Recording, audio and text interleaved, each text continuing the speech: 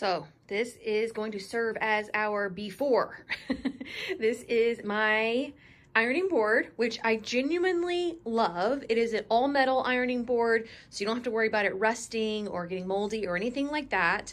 But as we know, ironing boards are restricted in terms of how much surface area you have to press on, and just don't provide any storage solutions at all, which is why I have my little ironing cart that has my tailor's clappers and my hams and all of my like little pressing knickknacks that I need close by. So instead of having these two separate things, I am going to create a more permanent fixture, more like a piece of furniture that is going to serve as both my ironing board and my storage for all of my ironing needs.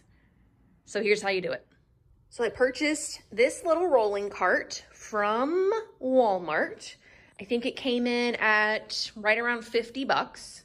And the thing that I was looking for the most when it came to some kind of base, storage base for my ironing board station was the height. So it's very important to get one that sat comfortably at your hip height. So this one happens to be 32 inches tall, I believe.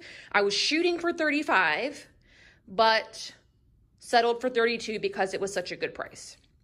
So it is made of, they call it bamboo, but it's really just particle board that's been, you know, it has that layer of fake wood stuff on it. So I'm going to sufficiently scratch this up, and then I'm going to spray paint it with my favorite spray paint, Rust-Oleum Painter's Touch 2x Ultra Cover Paint and Primer combined. Just going to paint it white because all the other furniture in my sewing room is white. So I'll be back with a white cart. One thing I did want to point out is that I removed the wheels, like the feet wheels, and I also removed the drawer. The drawer has a handle which I need to detach, and then I'll be able to spray the front of the drawer and it'll be fine. And just removing these wheels so that they don't get any paint on them at all. Okay, everybody is all painted. I am going to leave her out here, I don't know, 30, 45 minutes, try and get rid of as much of that spray paint smell as I can, and then come back out, put the wheels back on, put the drawer handle back on, and wheel her back in the apartment, which is where we are going to then attach the ironing board. So let me show you how to do that while she's drying. Okay, so here is essentially our ironing board. I'm gonna take you through the layers one by one.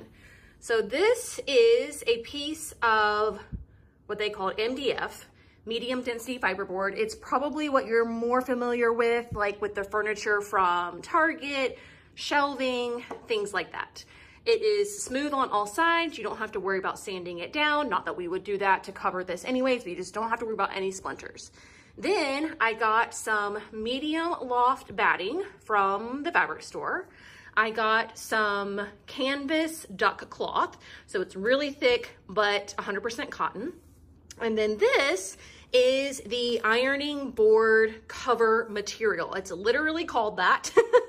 It is sold on a bolt. You get it by the yard, just like you do with your regular fabrics, but it is meant to make an ironing board cover out of. So those are the layers that we have. I have the ironing board cover right side down, then the duck cloth, then the batting, and then the shelving. And I am just literally going to take my staple gun, wrap this up all around all sides, and create an ironing board that's essentially the same shape as this shelf, which is 16 inches wide by 4 feet long. All right, so I have brought the cart in, taken the top shelf off, did a little bit of measuring to find my center of the ironing board. pre-drilled some drills and now, or pre-drilled some holes, and now I am just screwing the top onto the new ironing board, which is very hard to do with one hand while you're filming. So you just have to take my word for it. Ta-da! There she is. Now we're gonna move her into the sewing room, fill her up, and the best part is, I know you guys are wondering how stable this is. This is not, I'm like pushing down very hard and it's not going anywhere. So I think it's gonna be pretty stable. If I do run into some issues, I can always just add like a little leg there and a little leg there and she'll be good. But let me show you when she's all styled and organized. All right, here she is, all set up. I know it doesn't look like much, but you guys, this is going to be a game changer. Let me take you through all the awesome features of my new DIY ironing station. First of all, I have 16 inches of continuous space from one end to the other. You guys know how ironing boards typically taper at the end. This is all one piece. So I'm gonna be able to press out all my fabric nice and easily. It's also 4 feet wide, which is wider than some fabrics. Some fabrics are 60 inch, some are 44, but it's more than a yard one way. So I should be able to press really quickly, a lot at one time. Also, my wool pressing mat fits on here beautifully. It was a tight fit with my ironing board. And then as we come down to the storage components, I have a little handle, which is holding my pressing cloth. I've got a drawer that's a little messy, but it's holding like my presser finger, you know, so they don't burn your fingers. I've got my sashers in here. I've got my bias binding makers, all kinds of fun stuff in there stored away. And then as we come down, I've got all those bulkier items like my tailor's clapper and my hams and all of that. This is a steamer, handheld steamer. And then I also installed an extra little hook. These are cafe hooks or coffee mug hooks. Installed that to hold my sleeve board, which I'm now going to use instead of the tapered end of the ironing board. So there she is. I am very happy. I will be using her a lot and reporting back on any little adjustments that I have to make. But like I said, I feel like she is really sturdy and not going to tip over, which was the thing that I was concerned about the most. So nice and safe, big, organized, cute. I'm thrilled.